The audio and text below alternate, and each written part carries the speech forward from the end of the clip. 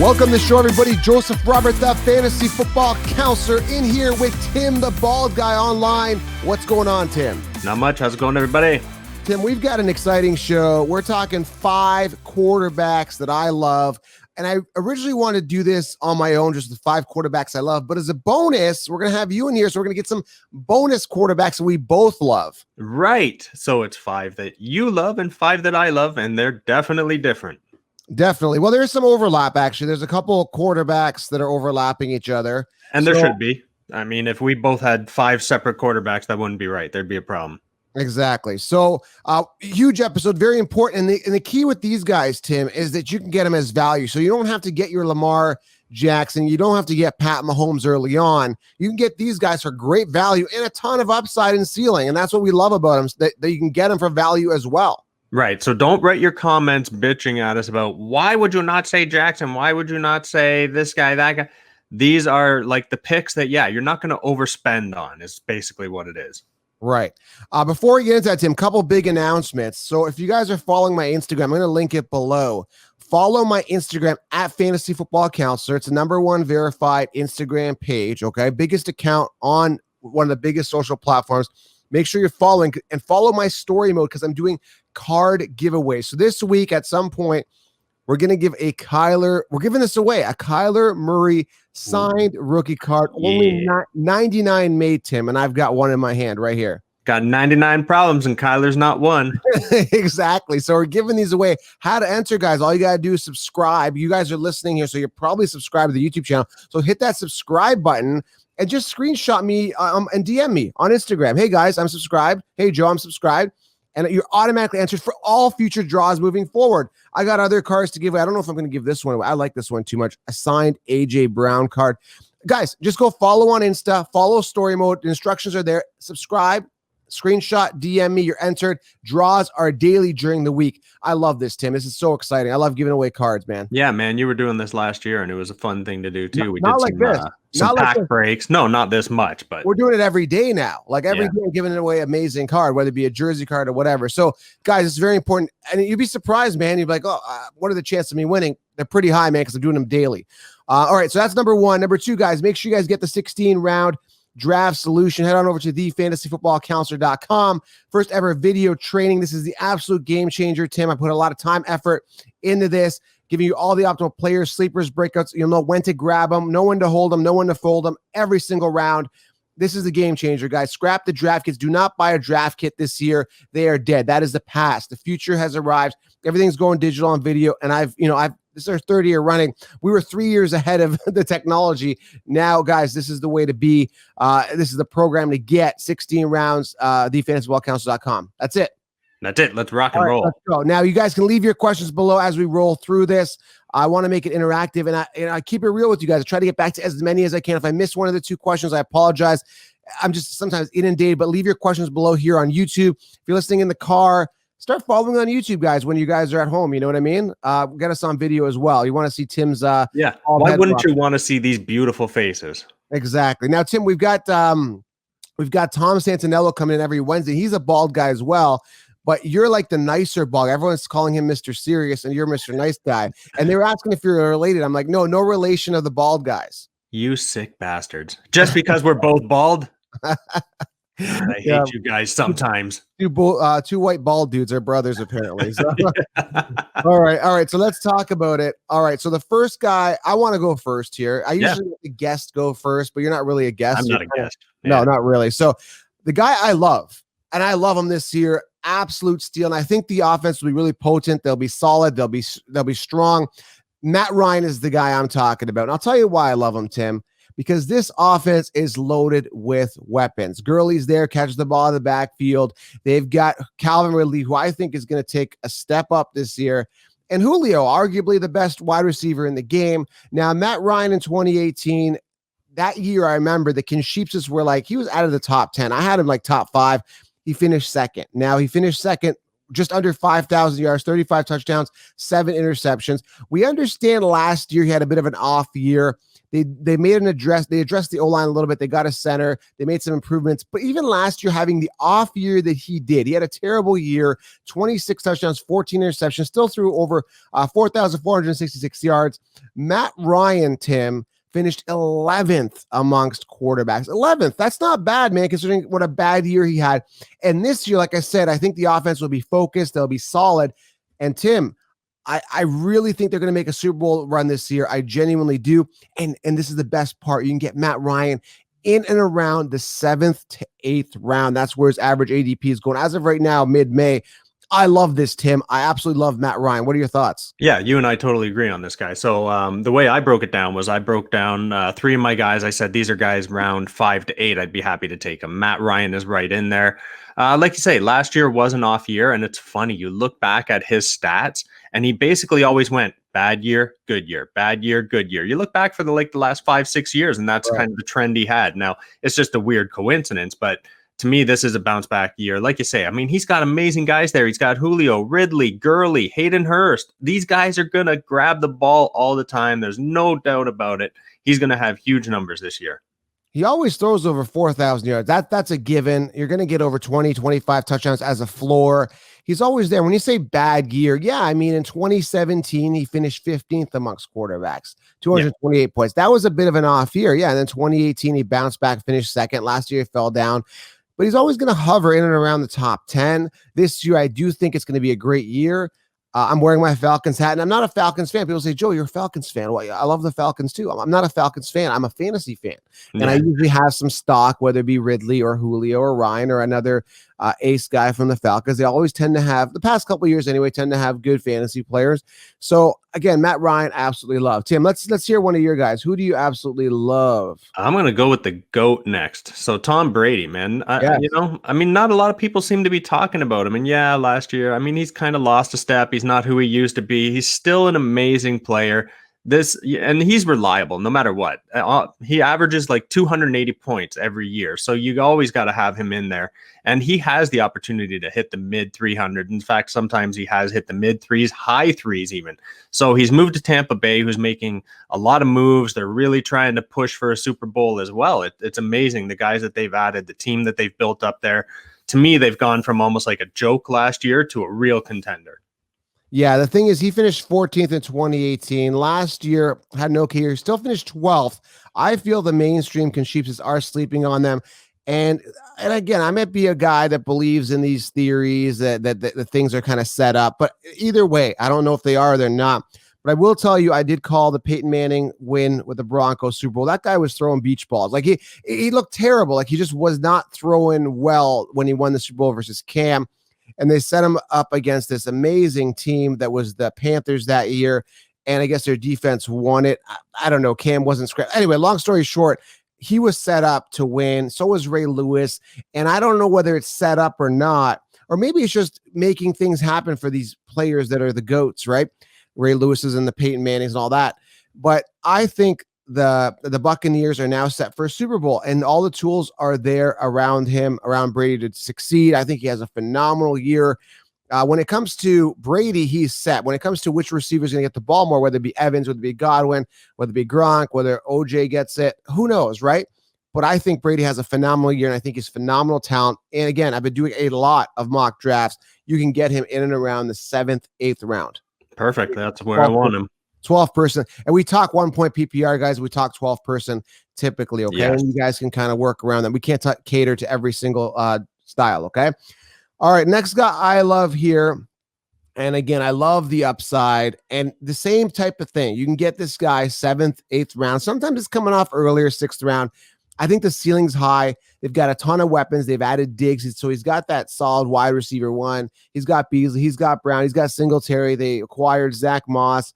I think they got a pretty decent O-line. I think they're solid, and I think he's going to get work. And he runs the ball a lot. The guy I'm talking about, Tim, is Josh Allen. And why I love him is last year he finished 6th, okay?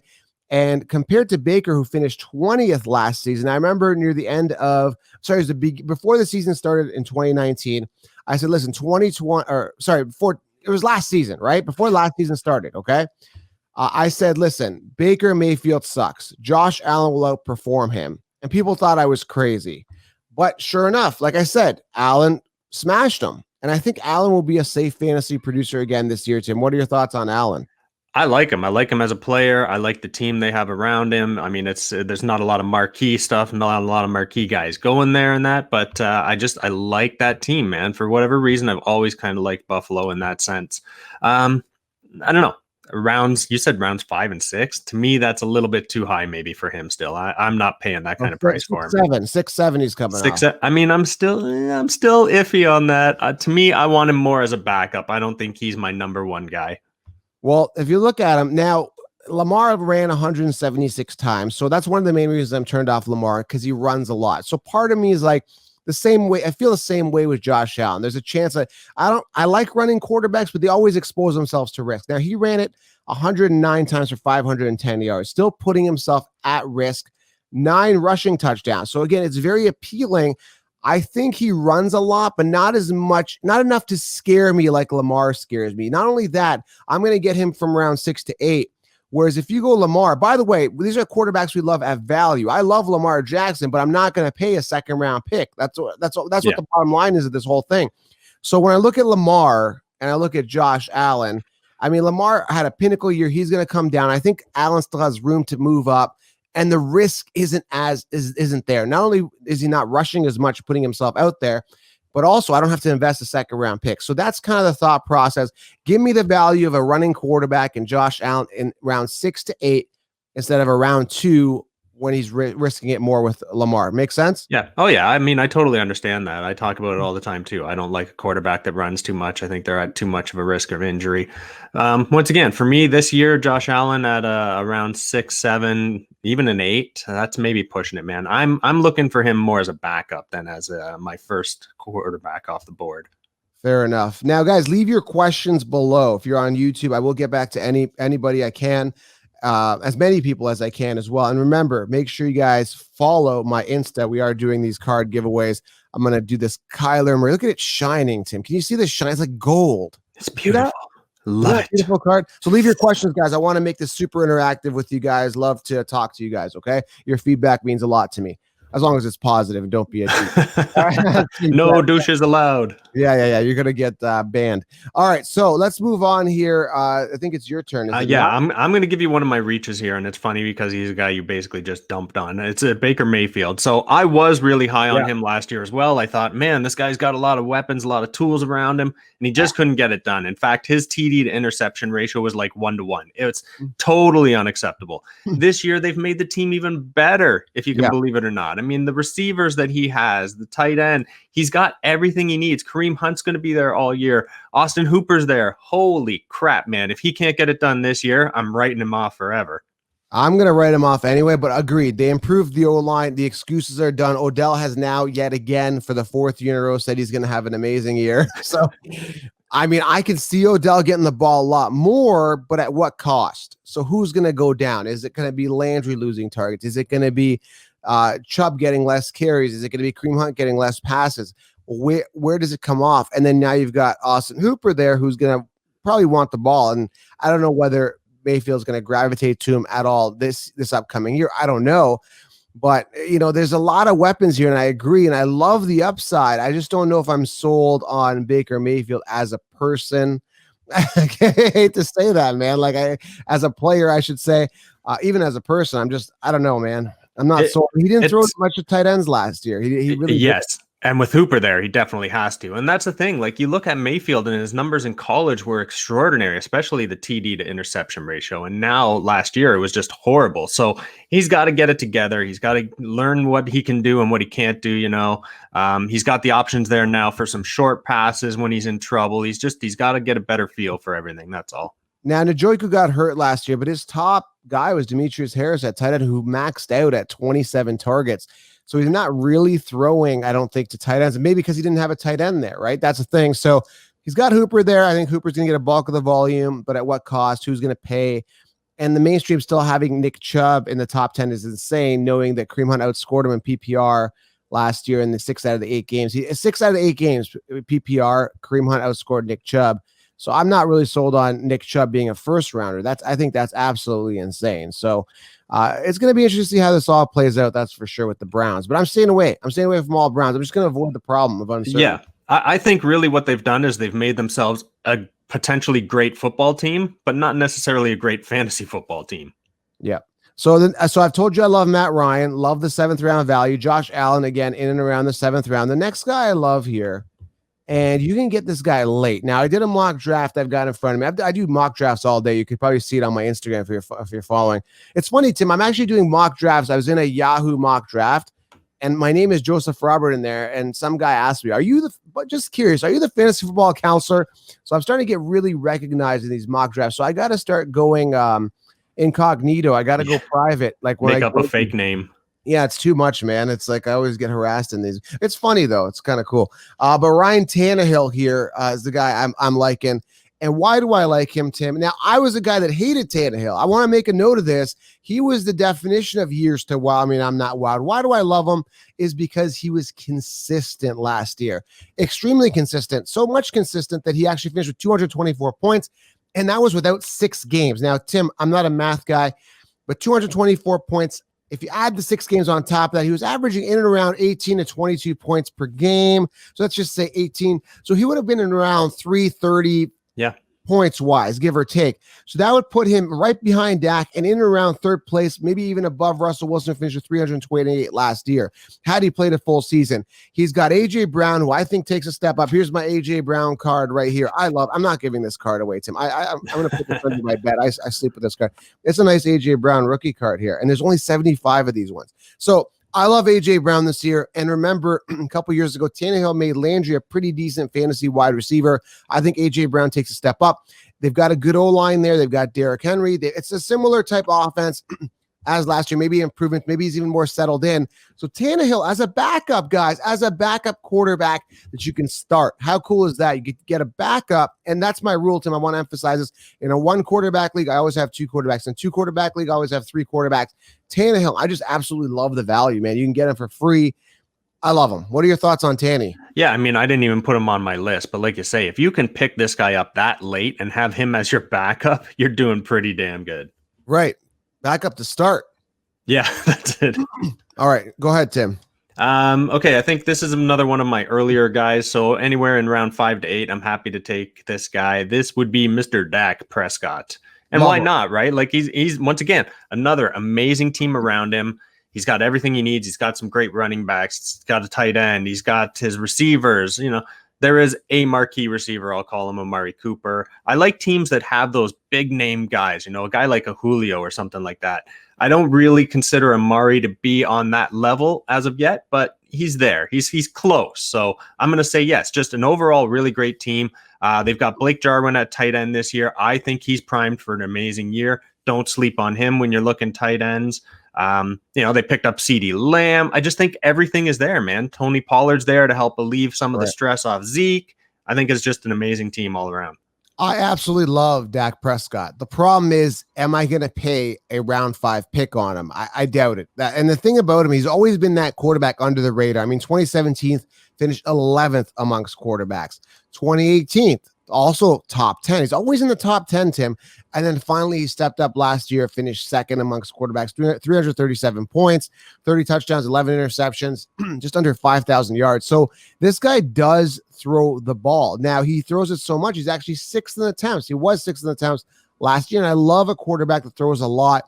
And he's got great receivers. Well, you could say pretty above par receivers with Gallup and Cooper. And now they've added CeeDee Lamb, which is a shame to CeeDee Lamb. Now he's mixed in with 2 other good receivers. I would have liked to see him somewhere where he's going to get more volume. I don't know if that's going to happen in Dallas. And again, he's probably got this chip on his shoulder. Like he hasn't been paid this mega contract, right? So there's a lot of things working in the favor that he's going to have a good season. 5th round pick a little early when I can get myself a Josh Allen or Matt Ryan a little bit later, back him up with someone like Tannehill. So I'm going to hold off here on Dak Prescott to draft. I liked him when he was a 10th round pick every year. You know, I can get him in around 6 to 10 with ease. But am I paying around 5 for him now? No, not going to do it. I don't think so. I love him, though. I can't deny it. Right on. Good. I like that opinion. All right, I got 2 more here. And again, I might not draft these guys even, but I don't know, something about them that's so appealing to me, especially this guy I'm talking about is Drew Lock. And it's the uncertainty. It's the, oh my God, the ceiling could be really high here. We could have ourselves a Lamar Jackson, Pat Mahomes, but obviously not that good, but you never know though. We could have this huge high ceiling kind of guy with great weapons in Cortland Sutton. They've added Jerry Jeudy. They've added Hamler, 2 rookie wide receivers that show some promise and look good in college. And then you've got Melvin Gordon too, catching the ball in the backfield. They've got Lindsey there. They've got a decent O-line. I think they're going to be solid. They've got Noah Fant, who was a top first, second round pick for the Broncos. I think it was a first round pick, something like that. He was drafted high by the Broncos last year. I love this offense. And I think Drew Lock, if you look at him in college, great release, good pocket presence, great arm, pretty accurate from what we've seen in college. So I'm really excited about this offense. Another backup you can get and literally pay nothing. Now I've been doing 12-person PPR, 1-point PPR mock drafts. And this guy's going undrafted with an offense like that. I mean, a backup that could be a starter yet again, Tim. Yeah, I'm not as high on Drew Lock as you are for sure. So he played 5 games last year. He threw for like 1,000 yards, the TDs. And even when you look at those numbers, they don't excite me at all. Can he up those numbers? Absolutely, he can up them. But let's put him at that 3,500 yard range. He doesn't run too much. I'm just not thrilled with him, man. I'm not going to pay a high price for him. So like you say, if he goes super late, if he goes in like that 12th round area and you want to pick him up as a potential breakout guy or a week-to-week plug-in, yeah, for sure, take a look at him. Okay, so let's go to my guy. Let's go to my 5th guy that I love, Phillip Rivers. So my questions before I dive into why I love Phillip Rivers a lot. If you have a bet, so you've got, let's say, Dak in the 5th, you're paying nothing. You're in the 12th round. You're in the 14th round. You're seeing Rivers there. You're seeing Drew Lock. Who are you getting as your backup? Me, I don't like to risk a lot of my quarterbacks. I'm taking Rivers. Yeah. He's just more consistent to me. And he's safe. He is on a new team, which is suspect. And we talked about this before the show. He doesn't have any ace receivers. He does have Pittman. There's a ton of upside with rookie Michael Pittman coming in. They've got Paris Campbell there. They've got Doyle and, of course, T.Y. Hilton. And they've got Jonathan Taylor now who can run the ball. I'm excited to watch this offense, and they've got a great O-line as well. I love Phillip Rivers as a backup that I can get late. So let's just say everything goes wrong when it comes to quarterbacks in my draft. All the good quarterbacks for some, and there's a ton of depth at quarterback. This is why I say wait. Let's just say the worst case scenario happens. I'm in a 2-quarterback league, okay, and I've literally waited on my quarterback. So my QB1 is, let's say, Gardner Minshew or something like that. I get in the 7th round. In a 2-quarterback league. Everyone hoarded the quarterbacks.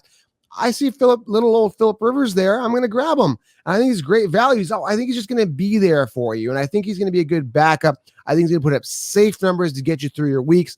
I'm not too excited, but I love him as the value. The value is there. Like, he's there for you. Like, your car breaks down on the side of the road. You call Phillip Rivers. He's there. Like, he's right there, Tim.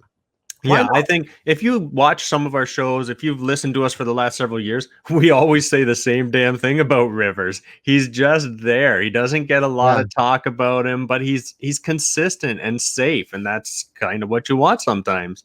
Exactly. All right. So, Tim, do you have 1 or 2 more guys? Yeah, let me give you my last one. In fact, you just mentioned him, and you said, I think maybe if you could get this guy in the 6th or 7th, so it's Gardner Minshew, and I'm sure as hell not taking him in the 6th or 7th. I'm talking 2-quarterback league. If they were hoarding, if they were grabbing him fast, left, he might go. I was just over exaggerating. Yeah. I'm looking for this guy around 10 to 14. Gardner Minshew. He's never going to be, or he's not going to be that big guy to me. He's not going to throw for huge yardage. He's really more of a short passing type guy. I like the way they got Fournette really going in the passing game last year. I just think he's got enough there. He could crack the top 10. If I can get him late as a backup guy, maybe even as a 3rd sitting on the bench that I just want to plug in here and there, I'm taking him. I like him. Again, another backup. Not really on my radar. They've added Laviska Shenault, which I'm not excited about. He could be more of a gadgety kind of player. They got, I think Shark takes a step up, and he's a good value wide receiver. Lenny has to play hard. Lenny Fournette. I'm not super excited, but I definitely see a ceiling with him. He just doesn't make me feel warm and fuzzy, Tim. He really doesn't. No. He's kind of that gimmicky type guy. He's got the whole Uncle Rico thing going on. I kind of like him as a person, and I think I would take a chance on him. And like I say, even if I plugged him in some weeks and sat him the others, I wouldn't care. Gardner Minshew, a backup that you can get for literally nothing, guys. You want to chew on some Minshew, and they believe in him. Jacksonville believes in him. So do you believe in him in fantasy? Leave your comments below. I want to hear your guys' comments below because it's very important to me and Tim. It's very dear to our heart that we hear your voices and we see you guys typing. Look, Tim loves that. He wants to see your comments. If not, I love you guys. If not for me, do it for Tim. You know what I mean? That's it. So also, guys, make sure you guys subscribe and follow on Instagram. We're doing a card giveaway. Should I give this away today, Tim? I don't know. Or should I wait till the end of the week? I think, you know what? Tease them. Never give it to them right away, Joe. You got to tease them, right? Ooh, look, it's Kyler. Look, don't you have one more guy to go through? It sounds like you're ready to wrap this up. I thought you had one more. I'm done. I gave you 5 I love. Matt Ryan, okay. Josh Allen, Ryan Tannehill, Drew Lock, Philip Rivers. I thought you were supposed to be the math. Okay. Yeah, you're right. All right, guys, and get the 16-round draft. What are you waiting for? If you haven't got this, you are sleeping. You are sleeping. Football is going to happen. There's no doubt about it. You got to be prepped. It's happening. I'm pumped. So, guys, subscribe, leave a thumbs up, comment. It's a to-do list, Tim. They got a to-do list. They got to do all these things. I mean, you're sitting around at home normally, so just get on it. Yeah, but it only benefits them. They win their league with 16 rounds. They get entered to win super cool signed cards, and they're interacting, and we're creating community. I mean, it's a win-win situation. Yeah, man. All right, guys, we are out. Make sure you guys subscribe, and we'll talk to you in the next video. Thanks, Tim, for coming on. Those are 5 fantasy football quarterbacks we love, and it goes beyond fantasy football QB rankings, Tim. This goes beyond it. Yep, you're right. Guys, we are out. We'll talk soon. Have a good one.